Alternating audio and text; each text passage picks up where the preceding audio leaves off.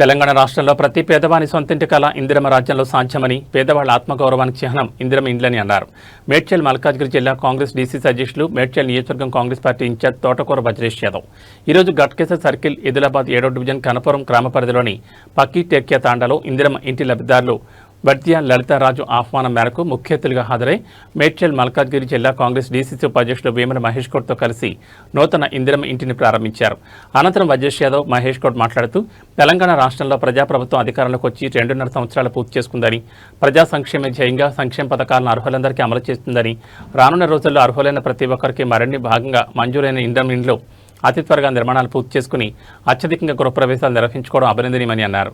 ఈ కార్యక్రమంలో మాజీ సర్పంచ్ వేముల మమతాగౌడ్, మాజీ ఉప సర్పంచ్ వేముల సత్తయ్యగౌడ్, జిల్లా యూత్ కాంగ్రెస్ మాజీ కార్యదర్శి కబాడి మాధవరెడ్డి, మాజీ వార్డు సభ్యులు వడ్ద్య జయేందర్, వేముల శంకర్ గౌడ్, జ్ఞానావత్ సురేష్ నాయక్, బర్ల అనిత, మాజీ కోఆప్షన్ సభ్యురాలు పైళ్ల లతారెడ్డి, జిల్లా ఎన్ఎస్యూఏ కార్యదర్శి నానావత్ శివాజీ నాయక్, నాయకులు వేముల పరమేష్ గౌడ్, జ్ఞానావత్ హుస్సేన్ నాయక్, రమావత్ చంద్రసింగ్, తాటికొండ మల్లేష్ గౌడ్, గడ్డం శ్రీనివాస్, వడ్ద్య సురేష్ నాయక్, ధీరావత్ అనిల్ నాయక్, వడ్ద్య దేవ్సింగ్ తదితరులు పాల్గొన్నారు.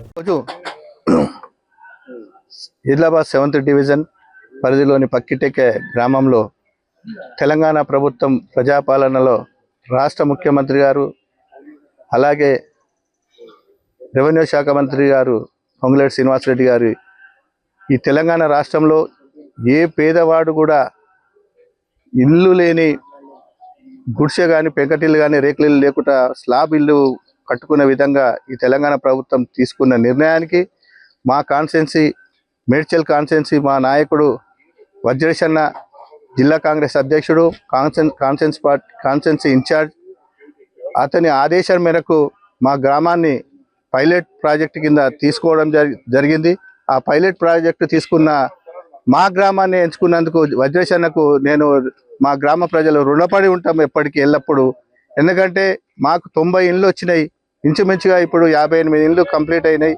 ఇంకా కూడా 2-3 ఇండ్లు మొన్నరాక ఆషాఢం ఉండి ఎవరు ప్రారంభోత్సవాలు చేసుకోలేదు.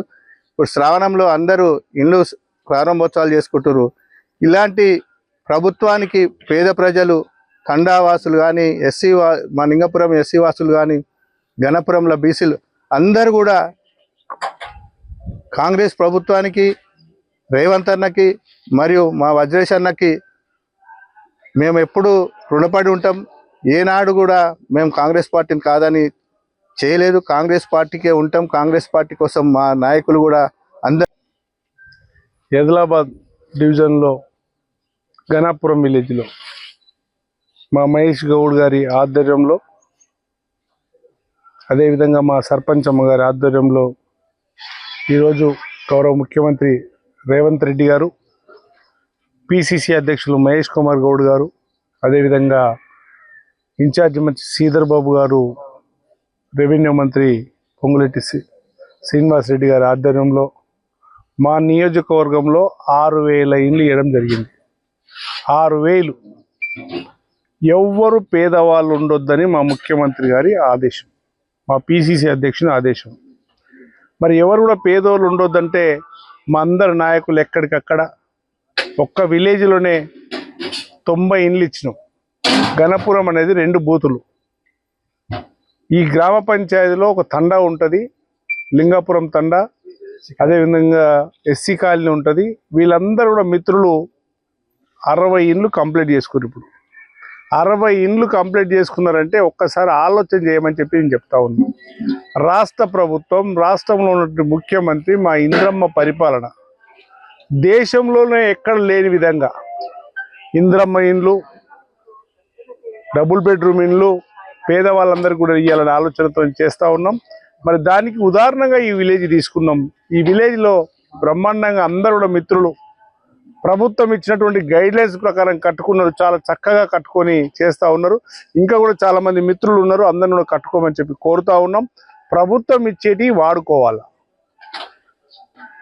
ఎవరు పేద ప్రజలు ఉన్నా సరే పార్టీలకు అతీతంగా మేము కట్టేయడానికి సిద్ధంగా ఉన్నాం. మా మహేష్ గౌడ్ గారిని ఈ ప్రాంతంలో ఉన్న ప్రజలు ఎవ్వరు కూడా ఇల్లు పెట్టుకుంటే ఆ ఇల్లుకు అప్రూవల్ ఇప్పిస్తామని చెప్పి